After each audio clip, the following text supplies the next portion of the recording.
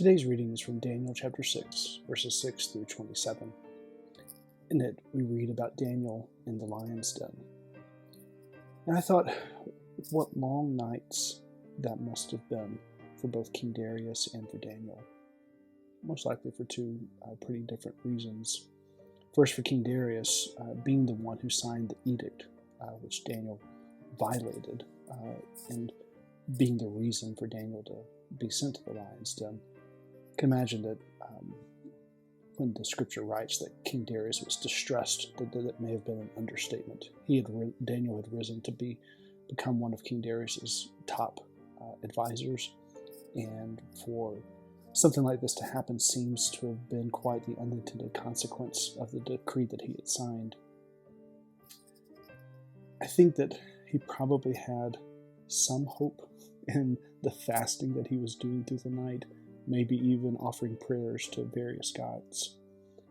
I can't imagine, though, that there was much peace, as it says that he didn't sleep much, if at all.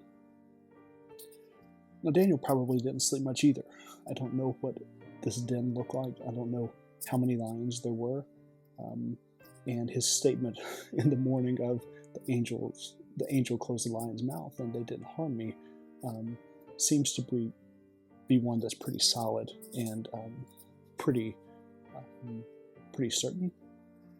But I'm curious if Daniel had that kind of certainty through the night.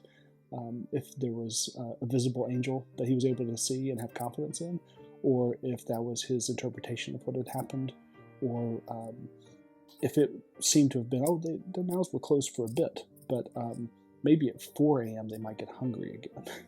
I don't know what that was. We see, though, a peace that Daniel had, however uneasy it may have felt at the moment, in the midst of the danger he was around. I think that there was a peace that he had. So we have hope in prayer and peace in danger, neither of which, from this story, seem to be easy things. Really thought about the peace that Daniel exhibited or had on the other side of this being one that was honed and built through a repetition of the daily prayers that he was offering. That even with this new edict, his habits were not changed. Praying was something that he did 3 times a day, every day. And it's likely that whatever peace he did have was a result of those habits and the time that he put in to build his faith. And so I think about the waiting that both Darius and Daniel did through that night, and how Daniel was prepared for that. And in this season of Advent, we have the opportunity to also prepare ourselves for the current waiting as we anticipate God with us, but also beyond this season, where there are times that we will need to be prepared and ready for whatever comes our way.